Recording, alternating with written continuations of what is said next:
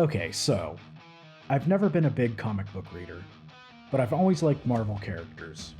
My introduction to them was instead through shows and video games.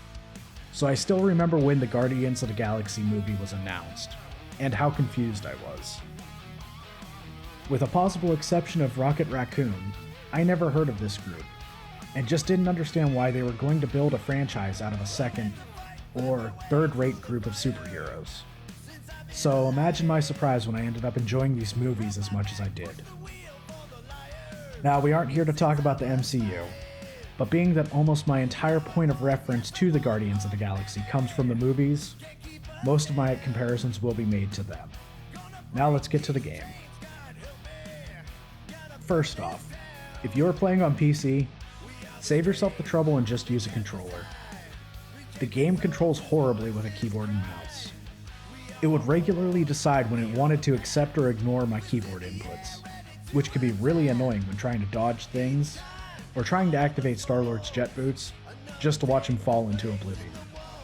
The moment I switched over to the controller though, all these problems went away. Guardians does a great job of including a lot of different parts of multiple genres into the game, that I'm having a hard time really saying what its base is. I guess we could just refer to it generically as action-adventure, but I might as well just say, yep, it's a video game, alright. Combat is a beat-em-up, with third-person shooter and ARPG elements. Then, Out of Combat has a balance of platforming, puzzle or problem-solving, and a lot of on-rail interactive story. And talking. Plenty of talking. The amount of joking, teasing, berating, arguing, and even occasionally complimenting between characters is unparalleled. And while the quality of the dialogue is top-notch, there is a lot of walking around just to hear them talk, and fairly long cinematics. This is great for storytelling, but can also slow down the action of the game to a crawl. I would consider this a major flaw in any other game. But all of this extra talking really gave personality to the characters and a group dynamic that I don't think could have been represented in any other way. This makes the game's pacing more comparable to an MCU movie, where there are a few fight scenes, but they act as part of the overarching story, instead of how most games are more about the gameplay, with story being what happens between the action. Again, I didn't read the comic books for comparison, but the game's renditions of the characters felt great.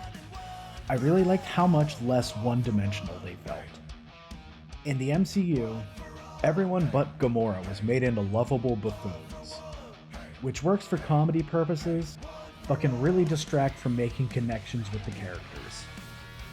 Instead, the game made the characters much more relatable. For example, Drax. I really enjoyed seeing him as a competent powerhouse bruiser, but lacking the capability of understanding nuance in speech. I would even go so far to say he is funnier as a blunt and literal character, compared to the movie's overly confident idiot.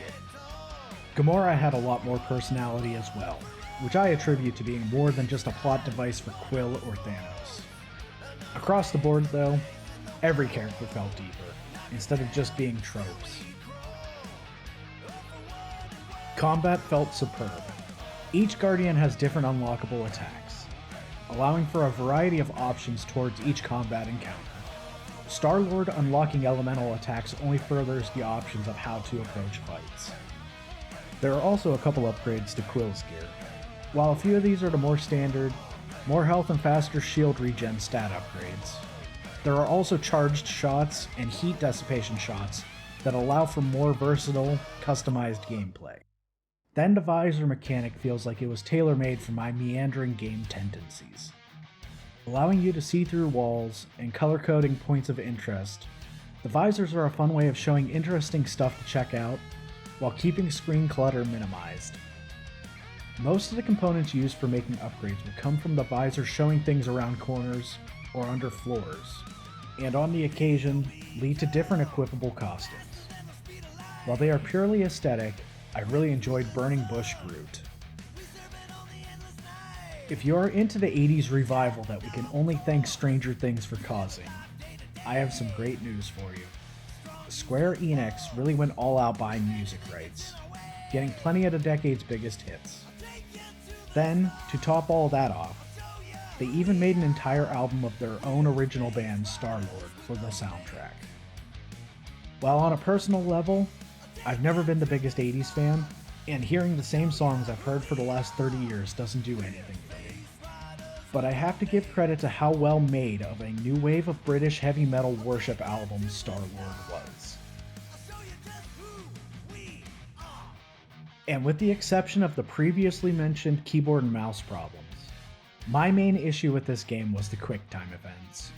In general, I don't mind QuickTime events, but Guardians has too many different input types, without giving warning for when they are coming.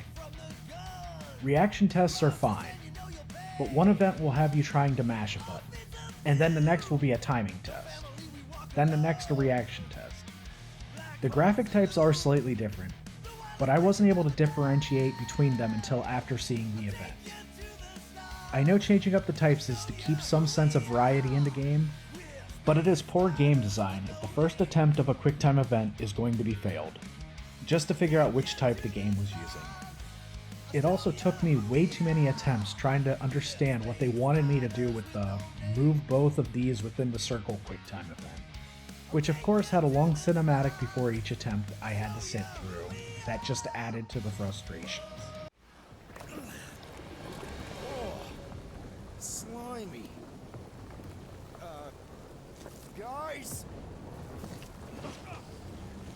You might want to wait to come down here.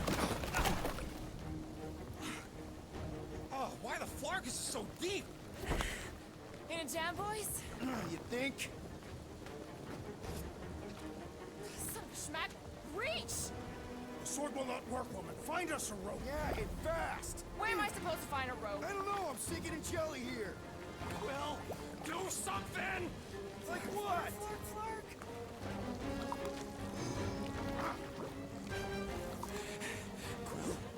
Quill?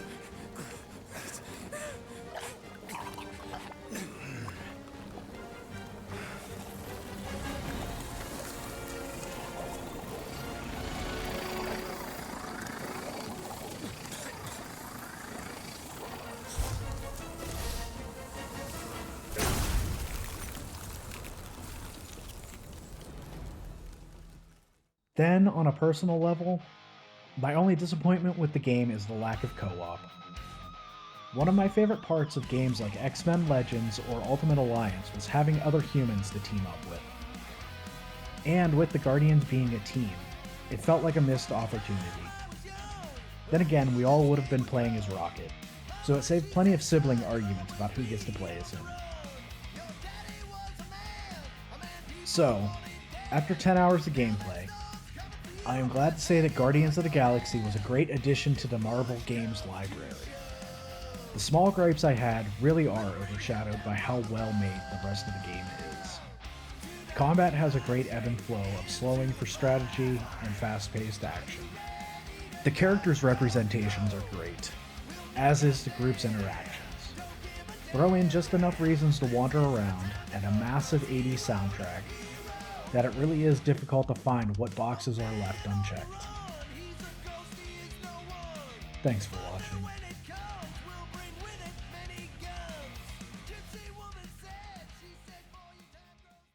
Yeah, that's right. You check those records, Buckethead. Novacore licensing permit 67398-2. Gardeners of the Galaxy? What? No. Rocket. So I let Groot fill out the paperwork. I fixed it with an addendum. Not the most well-known heroes you could hire, but definitely in the top 5 of most awesome names. Contributing members. Groot, a Flora Colossus. Last of his kind, fearless in a firefight, an awesome best friend. Rocket, bona fide super genius and a wizard with explosives. Definitely not a raccoon. Gamora, adopted daughter of Thanos, deadliest woman in the galaxy. Need we say more? Drax the Destroyer, convicted serial murderer and galactic war hero, often grumpy. Last and definitely least, Peter Jason Quill. That's it? That's all you wrote? There was a character limitation.